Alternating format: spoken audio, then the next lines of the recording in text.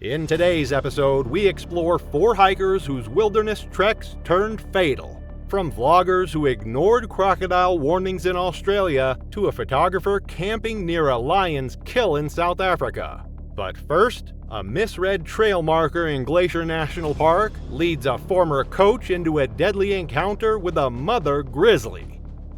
It was August 23, 2018, when Derek Halverson set out into the rugged wilderness of Glacier National Park, Montana.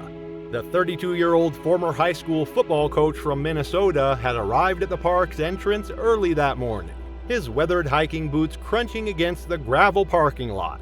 The towering peaks of the Continental Divide stretch endlessly before him, their snow-capped summits piercing a crystal-clear sky. Dense forest of lodgepole pine and Douglas fir blanketed the mountainsides, while pristine alpine lakes reflected the morning sun like scattered mirrors across the landscape. The park's backcountry stretched for over 1 million acres of untamed wilderness, home to mountain goats, black bears, and the formidable grizzly bears that ruled these ancient mountains. Late August marked peak activity for wildlife preparing for the harsh Montana winter, with animals following established corridors to reach prime feeding areas before hibernation. Derek was a man who had always thrived on control and self-reliance. During his 8-year coaching career at Roosevelt High School, he had been known for his meticulous game planning and refusal to rely on assistant coaches for critical decisions. His players respected his hands-on approach and unwavering confidence in his own judgment. These same personality traits that had made him successful on the football field would prove dangerous in the wilderness. The former coach possessed an almost stubborn pride in doing things the hard way, viewing modern conveniences as shortcuts that weakened character. He had grown up hunting and fishing with his father in northern Minnesota, developing what he believed was an intuitive understanding of the outdoors. During a previous hiking trip in Wyoming's Yellowstone region, he had successfully scared off a curious black bear simply by making noise and standing his ground, reinforcing his belief that proper behavior eliminated the need for defensive sprays. This confidence, combined with his competitive nature, often led him to take unnecessary risks to prove his capabilities. Grizzly bears are among North America's most formidable apex predators, with adult females weighing between 300 and 400 pounds and males reaching up to 800 pounds. These massive omnivores possess incredible physical capabilities, including the ability to run 35 miles per hour and generate bite forces exceeding 1,200 pounds per square inch. During late summer months, grizzlies become increasingly active as they enter hyperphagia, consuming up to 20,000 calories daily to build fat reserves for winter hibernation. Mother bears with cubs are particularly dangerous during this period, as they must protect their vulnerable offspring from threats. These protective mothers will attack anything they perceive as a danger to their cubs, often without warning or provocation. By his second day, Derek had covered significant ground through increasingly remote terrain. As afternoon shadows lengthened across the forest floor, he encountered a weathered trail marker partially obscured by overgrown vegetation. The wooden sign had been damaged by years of harsh winter, making the directional arrows difficult to decipher. Confident in his navigation skills, he veered left onto what appeared to be a continuation of his planned route. Unknown to him, he had abandoned the maintained hiking trail for a seasonal game path used regularly by wildlife to access a nearby creek. The narrow track descended steeply through dense underbrush, with broken branches and disturbed earth indicating heavy animal traffic. The sound of running water grew louder as he approached the creek, planning to refill his water bottles before making camp. As he pushed through a thick stand of willows near the water's edge, Derek suddenly found himself face to face with a massive grizzly sow and her 2 yearling cubs drinking from the stream. The mother bear's head snapped up immediately, her eyes locking on to the unexpected human intruder. The 400-pound sow immediately perceived Derek as a direct threat to her cub's safety, and without hesitation, she launched into a full-speed charge, covering the 30-foot distance in seconds. The charging grizzly struck him with devastating force, her initial impact sending him crashing backward into the rocky creek bed. Her massive jaws immediately clamped down on Derek's left shoulder, her 2-inch canine teeth punching through his jacket and skin. The crushing bite fractured his clavicle while her 4-inch claws raked across his chest and abdomen, opening deep lacerations that exposed underlying tissue. Derek's attempts to protect himself proved futile against the animal's overwhelming strength. The grizzly's massive paws pinned his torso to the ground while her teeth found his neck and throat, severing the carotid artery and crushing his windpipe. Blood pooled rapidly beneath his body as the bear continued her relentless assault, driven by maternal instinct to eliminate any threat to her cubs. The attack continued for several minutes until Derek's movements ceased entirely. The sow then began typical grizzly behavior by partially burying her victim, dragging his body into nearby brush and covering it with debris, rocks, and vegetation. His scattered hiking equipment lay strewn across the creek bank, including his torn topographic maps and an untouched protein bar. Park rangers discovered Derek's remains 2 days later after his failure to check in triggered a search and rescue operation. The partially buried body showed extensive trauma consistent with a grizzly bear attack, with investigators noting the proximity to an active game trail. Wildlife officials determined the attack was defensive in nature, with the mother bear protecting her cubs from a perceived threat. The responsible grizzly sow was not euthanized, as officials classified her actions as natural protective behavior. Park authorities installed additional warning signs along popular trails and began requiring mandatory bear safety briefings for all backcountry permit holders. While Derek Halverson's fatal grizzly encounter in Montana stunned the hiking world, a deadlier threat awaited Lance Beck and Reed Donnelly in Australia's Northern Territory, an ancient predator hidden beneath calm waters. It was February 14, 2015, when Lance Beck and Reed Donnelly arrived at Kakadu National Park in Australia's Northern Territory. The two roommates from Brisbane had driven over 1,400 kilometers to reach one of the continent's most remote wilderness areas. At 27 and 28 years old, Lance and Reed had built a modest following as amateur nature vloggers, specializing in extreme heat endurance challenges and off-grid survival content. Kakadu National Park encompasses nearly 20,000 square kilometers of pristine wetlands and untamed wilderness. During February, the region experiences brutal weather conditions, with temperatures regularly exceeding 40 degrees Celsius. The landscape transforms into a furnace of red earth, scattered eucalyptus trees, and vast floodplains that stretch endlessly toward the horizon. The park's wetland systems become particularly treacherous during the wet season, when seasonal flooding creates perfect hunting grounds for apex predators. Warning signs posted throughout the area clearly indicate restricted zones and dangerous wildlife activity, but many visitors underestimate the lethal nature of creatures inhabiting these seemingly peaceful waterways. Lance and Reed had planned an ambitious multi-day hiking expedition through Kakadu's most challenging terrain, deliberately choosing February to showcase their heat endurance capabilities. Both men prided themselves on their physical conditioning and survival knowledge, though their actual wilderness experience was limited to weekend camping trips near Brisbane. They carried professional camera equipment, basic camping gear, and what they believed was sufficient water. The roommates had met 3 years earlier while working at a Brisbane fitness center, bonding over extreme outdoor challenges and social media content creation. Lance, a personal trainer, served as the primary on-camera personality, while Reed, a graphic designer, handled filming duties. Their channel featured content about pushing physical limits in harsh environments, often with clickbait titles promising dangerous survival scenarios. Their goal was to film a comprehensive multi-day survival guide while hiking through Kakadu's most remote sections during peak heat season. They plan to document water procurement techniques, heat management strategies, and navigation skills while maintaining their usual high-energy presentation style. The duo had researched basic survival techniques online, but lacked formal training in wilderness survival.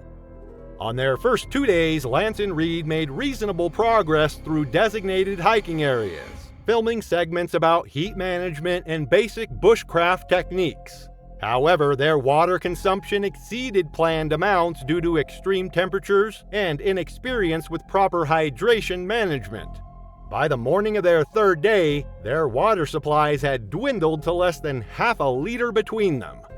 Saltwater crocodiles are among the world's most formidable apex predators, with adult males reaching lengths of up to 7 meters and weighing over 1,000 kilograms.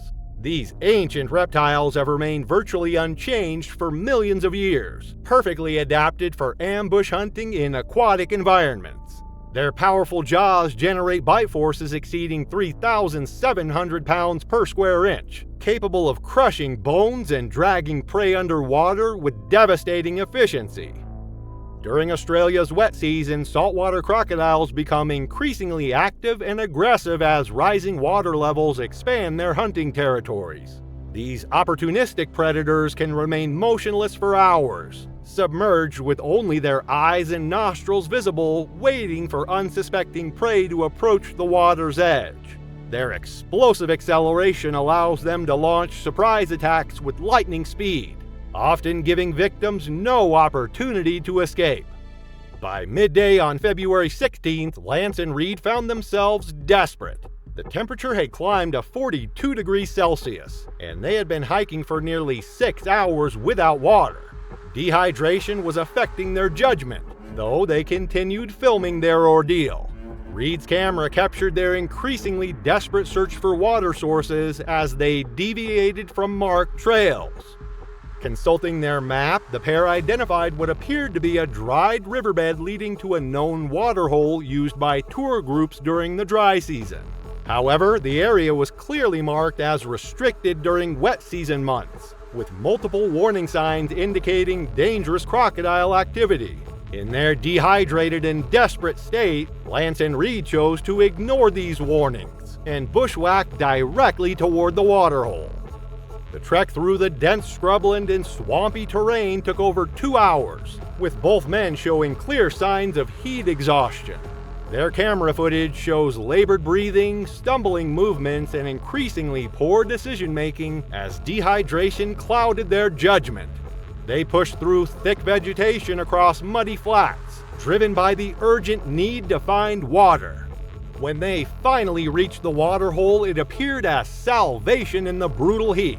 The body of water stretched approximately 50 meters across, surrounded by lush vegetation and offering the first shade they had encountered in hours. What they failed to recognize were subtle signs of crocodile presence, slide marks on muddy banks, floating debris that could conceal submerged predators, and the unnatural stillness of the water's surface.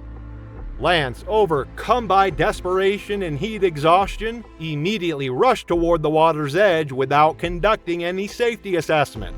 He waded directly into the shallows, kneeling down and using his shirt to scoop water toward his mouth.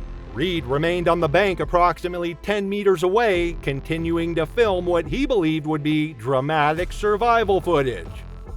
The attack came with terrifying suddenness. A massive 4-meter saltwater crocodile that had been lying motionless in deeper water exploded toward the surface, its powerful tail propelling its enormous body forward with incredible speed. The prehistoric predator's jaws clamped down on Lance's torso with bone-crushing force, its teeth penetrating deep into his chest and abdomen. Lance's body disappeared beneath the surface as the crocodile initiated its death roll, spinning rapidly to disorient and drown its prey. The water turned red with blood as the massive reptile's jaws crushed ribs and punctured vital organs. Lance's attempts to surface were futile against the crocodile's overwhelming strength and the disorienting effects of the death roll technique. Reed, witnessing his friend's attack, made the fatal mistake of stepping closer to the water's edge while continuing to film. A second saltwater crocodile, equally massive and attracted by the commotion, launched itself from the shallows directly at Reed. The predator's jaws seized Reed's legs, dragging him into the water before he could react or attempt to escape. Both attacks occurred within seconds of each other, with neither victim having any opportunity to fight back or call for help. The crocodile's powerful jaws and death roll techniques ensured that both men were killed almost instantly, their bodies disappearing beneath the murky water as the predators secured their prey. Park rangers discovered the abandoned camera equipment 4 days later during a routine patrol of the restricted area. The memory card contained crucial footage that helped authorities reconstruct the events leading to both deaths. The video evidence showed the men's deteriorating condition due to dehydration, their decision to ignore warning signs, and the actual crocodile attacks. Recovery efforts for both the bodies proved extremely difficult due to the remote location and the presence of multiple large crocodiles in the area. The incident sparked renewed discussions about social media influencers taking unnecessary risks for content creation, with many pointing to the dangers of inexperienced adventurers attempting extreme challenges without proper training. While Lance Beck and Reed Donnelly's fatal run-in with saltwater crocodiles showed the cost of ignoring warnings, retired teacher Marcia Gilbert was facing her own deadly encounter in the Pyrenees with one of Europe's most powerful predators. It was September 15, 2017, in the rugged Pyrenees Mountains along the French-Spanish border. The ancient mountain range stretched endlessly, its peaks shrouded in morning mist as autumn began to paint the landscape in brilliant oranges and reds. Dense pine forests carpeted the lower elevations, with rocky outcrops and alpine meadows dominating the higher terrain. This remote wilderness, known for its challenging trails and unpredictable weather, attracted experienced hikers from around the world seeking solitude and adventure. Marcia Gilbert, a 61-year-old retired literature teacher from Toronto, Canada, had arrived in the region 3 days earlier to tackle the legendary GR10 Trail. After decades of teaching Shakespeare and Dickens to high school students, Marcia had discovered her passion for long-distance hiking in her 60s. Her retirement had given her the freedom to pursue increasingly ambitious adventures, and she had already conquered significant portions of the Appalachian Trail. Despite her age, Marcia kept herself in excellent physical condition through regular training hikes and gym sessions. She prided herself on her independence and had planned this solo journey through the Pyrenees as the ultimate test of her hiking abilities. The GR10 is a demanding 866-kilometer trail that traverses the entire Pyrenees range from the Atlantic to the Mediterranean. Marcia had allocated several weeks to complete a substantial section, carrying all her gear in a well-worn backpack that had accompanied her on countless previous adventures. She had meticulously planned her route, studying maps and guidebooks for months before departure. However, on this particular morning, Marcia found herself running behind schedule after spending extra time at a mountain refuge due to unexpected rain the previous day. The Eurasian brown bear, known scientifically as Ursus arctos, represents one of Europe's most formidable predators. These massive omnivores can weigh up to 350 kilograms and stand nearly 3 meters tall on their hind legs. In the Pyrenees, a small population of approximately 60 bears roams the mountainous terrain, having been reintroduced after near extinction in the 1990s. These bears possess incredible strength, capable of running at speeds of up to 50 kilometers per hour and climbing trees with surprising agility despite their size. Their diet consists primarily of berries, roots, and small mammals, but they are opportunistic feeders with an exceptional sense of smell that can detect food sources from several kilometers away. During autumn months, these bears enter hyperphagia, a period of intense feeding to prepare for winter hibernation, making them particularly aggressive when encountering potential food sources. After consulting with a local hiker at the refuge, Marcia learned about an unmarked logging path that could potentially save her several hours of backtracking. The shortcut would take her through a dense pine forest known locally for occasional bear sightings, but Marcia felt confident in her wilderness experience. She applied her usual strong scented sunscreen, gathered her gear, and set off down the steep, narrow trail that wound through the increasingly thick forest. The logging path proved more challenging than anticipated, with fallen trees and overgrown vegetation forcing Marcia to navigate carefully around obstacles. As afternoon turned into evening, she found herself deeper in the forest than planned, surrounded by towering pines that blocked most of the fading daylight. The trail became increasingly difficult to follow, with only faint markings on trees to indicate the correct direction. The forest grew eerily quiet as darkness approached, with only the sound of her footsteps breaking the silence. Around dusk, Marcia reached a small clearing where she decided to rest and eat a granola bar before continuing. She removed her backpack and sat on a fallen log, unaware that her movements and the scent of food had attracted attention from the surrounding forest. A large Eurasian brown bear foraging for late-season berries in the area had detected her presence and approached silently through the dense undergrowth. The bear emerged from the tree line without warning, covering the distance to Martha in seconds. She had no time to react as the massive predator struck her with tremendous force, knocking her backward off the log. The bear's initial blow crushed several ribs and punctured her left lung, causing immediate internal bleeding. Marcia's attempts to crawl away only triggered the bear's predatory instincts further. The animal seized her left leg in its powerful jaws, the 4-inch canine teeth penetrating through muscle and bone. The crushing force of the bite fractured her femur in multiple places, while the bear's claws raked across her torso, tearing through her hiking jacket and inflicting deep lacerations across her chest and abdomen. The bear then grabbed her by the shoulder, its teeth puncturing her collarbone and severing major blood vessels in her neck. As Marcia's body went into shock from massive blood loss, the bear continued its assault, inflicting fatal injuries to her head and neck.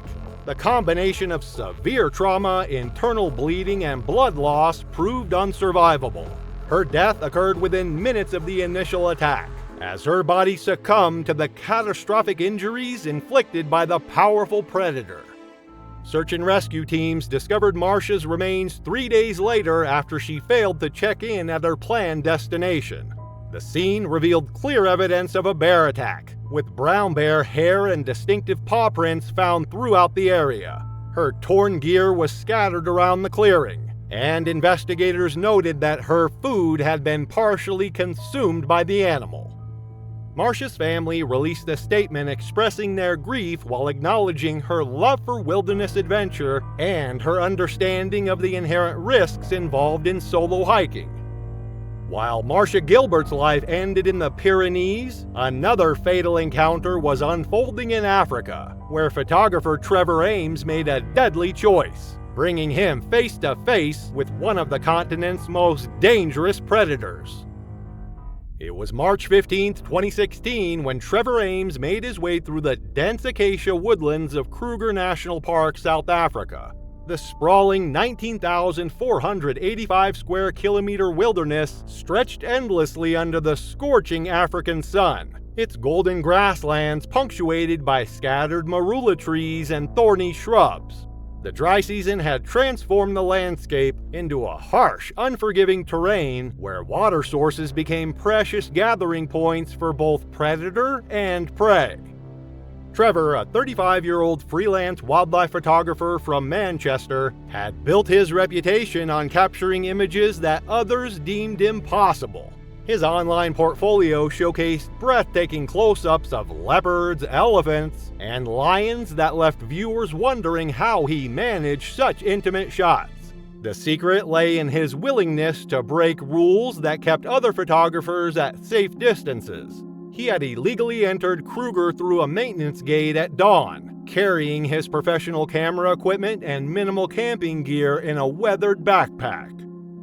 This wasn't Trevor's first unauthorized expedition into the African bush. He had previously spent nights camped illegally in various game reserves across southern Africa, always managing to evade park authorities while capturing footage that commanded high prices from nature documentaries and wildlife magazines. His confidence stemmed from years of studying animal behavior patterns, believing his knowledge provided adequate protection against the dangers that claimed less experienced intruders. The African lion stands as one of nature's most formidable apex predators, with adult males weighing up to 250 kilograms and possessing jaw strength capable of delivering 650 pounds of pressure per square inch. These social cats live in prides typically consisting of related females, their offspring, and one or more dominant males. Lions are opportunistic hunters that rely on coordinated group tactics, with females doing most of the hunting while males defend territory and protect kills from scavengers. As the sun began its descent toward the horizon, Trevor navigated through increasingly dense vegetation toward a rocky outcrop that promised elevated views of the surrounding savanna. The temperature had reached 38 degrees Celsius, and the oppressive heat created shimmering mirages across the distant plains. His boots crunched through dried grass and scattered animal bones as he climbed the gentle slope, constantly scanning for photographic opportunities. Near the base of the ridge, Trevor discovered the partially consumed remains of a large wildebeest. The carcass had been stripped of most flesh, leaving behind scattered ribs, a skull, and portions of hide stretched across the ground. Flies buzzed around the decomposing remains, and the metallic scent of dried blood hung heavy in the still air. Rather than recognizing this as a warning sign, Trevor saw an opportunity. He pitched his lightweight tent approximately 10 meters from the kill site, positioning it behind a cluster of thorn bushes that he believed would provide concealment.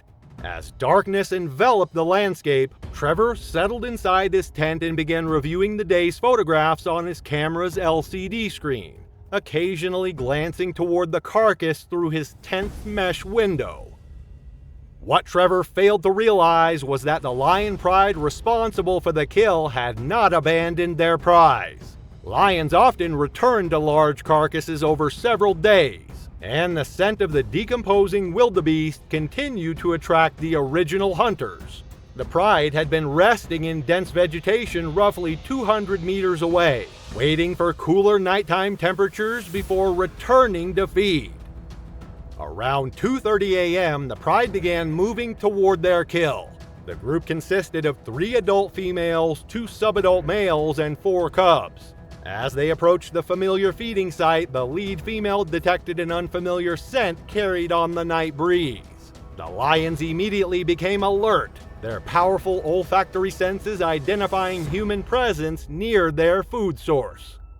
The pride spread out in a coordinated approach pattern, with the adult females flanking the tent while the males positioned themselves to cut off potential escape routes.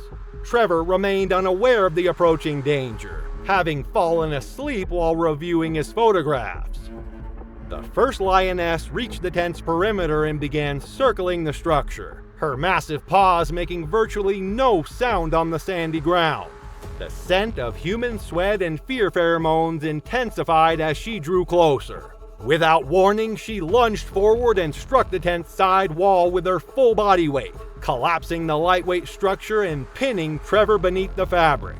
Trevor awakened to the sensation of crushing weight and the sound of tearing nylon.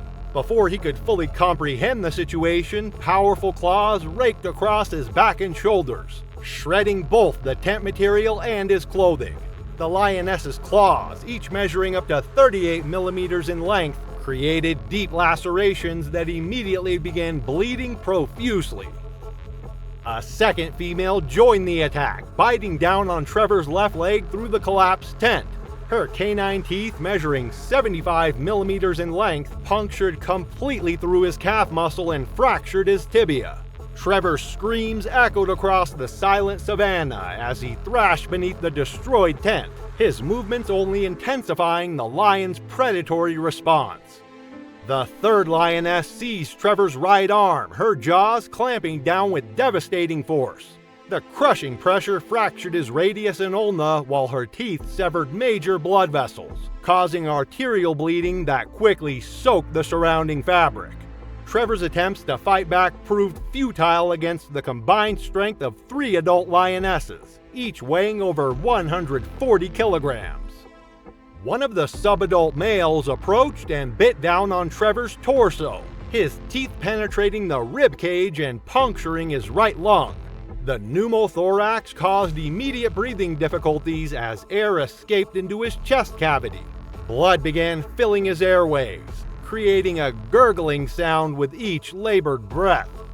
The coordinated attack continued for approximately 8 minutes. The lion's powerful jaws systematically crushed bones throughout Trevor's body, while their claws created numerous deep wounds that severed muscles and tendons. His femoral artery was severed when one lioness adjusted her grip on his thigh, causing rapid blood loss that quickly led to hypovolemic shock. Trevor's death occurred from a combination of massive blood loss, traumatic injuries to vital organs, and suffocation caused by blood filling his lungs. The lions continued feeding on his remains for several hours, before dragging portions of his body approximately 40 meters from the original campsite. Park rangers discovered the scene 3 days later, after Trevor's absence was reported by his equipment rental company in Johannesburg. The investigation revealed scattered camera equipment, torn fabric from his tent, and extensive blood evidence spread across the sandy ground. Trevor's family in Manchester expressed devastation at his death, while acknowledging his long-standing disregard for safety protocols in pursuit of dramatic wildlife photography. Just when you think you've seen the worst, these encounters will leave you stunned. Click now to see the most jaw-dropping animal attacks.